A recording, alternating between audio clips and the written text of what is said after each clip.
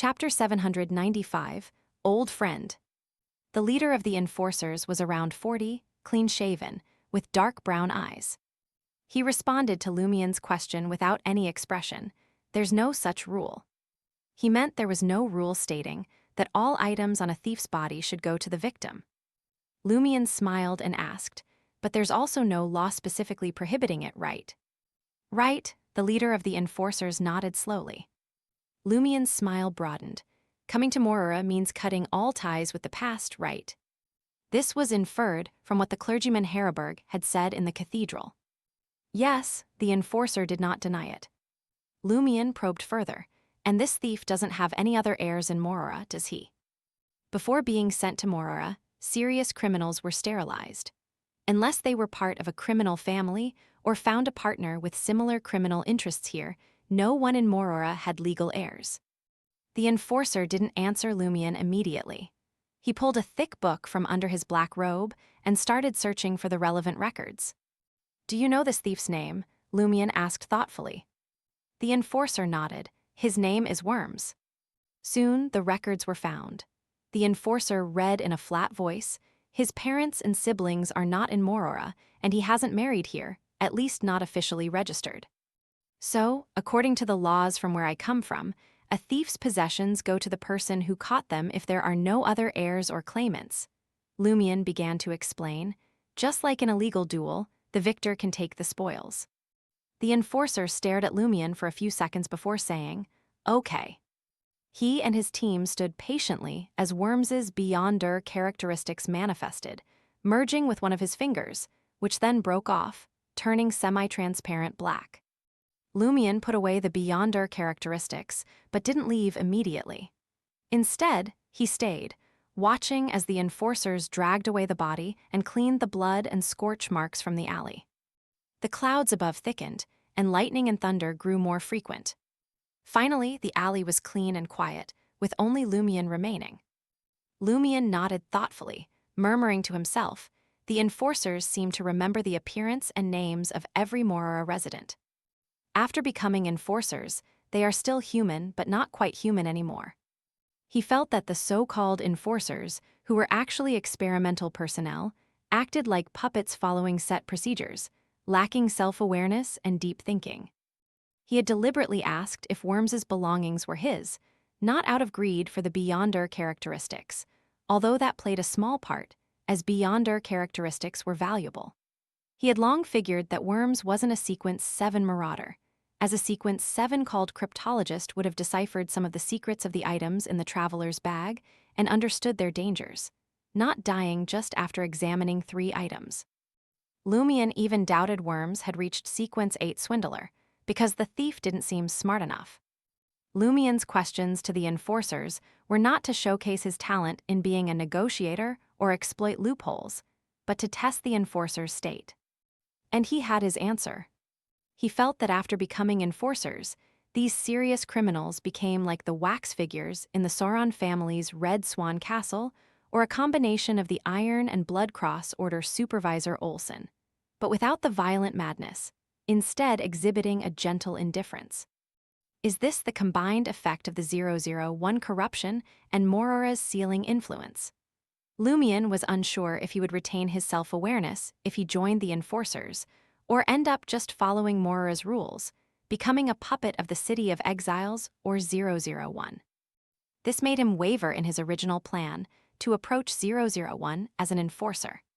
He laughed softly, asking in a low voice, "Termaburose, do you want to be Morora's puppet?" Termaburose ignored him. Whoosh! The downpour finally arrived, shrouding Morora in a mist of rain and a doomsday-like gloom. Lumien followed the shelter of the huge buildings, avoiding the rain as he headed to the place where the strongest feedback from the abscessed hand's missing parts came from. When he reached his destination, his clothes were half soaked by the wind and rain, and the water on the street was nearly up to the steps. Lumien glanced to the side, seeing a sign by the door depicting a knife, fork, and wine glass with the words in Lenberg, "Carnivore." A bar serving food? Carnivore. Lumien pondered the bar's name, suddenly having a strange guess. The feedback indicated that parts of Hand Bro's body are scattered across Morora, but originally there were only 2 pieces. The demon with the goat face in the underworld cut and 8 hand Bro's rotten flesh daily, and it regenerated. This bar is called carnivore. Could it be that one piece of hand Bro's body was obtained by the bar's owner, saving them the cost of buying meat and using it as a substitute? Other bar owners in different cities might not do this, but in Morora, they likely would, since they were exiled here for serious crimes. The bar owner might even be a perverted butcher who killed people and sold their meat. If that's true, things will be troublesome. Who knows how many people have eaten and integrated hand Bro's rotten flesh, and what impact that might have? Can I merge the remaining parts once I find the original 2 pieces? Lumion muttered silently for a while, then ran through the rain and pushed open the heavy wooden door of the carnivore bar. Upon arriving in Morora, after almost reassembling the abscessed hand's body, he had started referring to it as hand Bro, half jokingly and half to show closeness, hoping it wouldn't attack him when fully restored, as there might be other dangers then.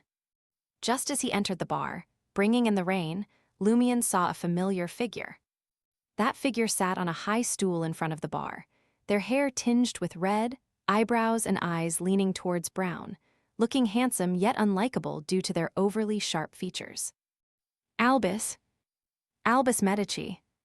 Lumion tensed, though his expression remained calm as he smiled and walked towards the bar.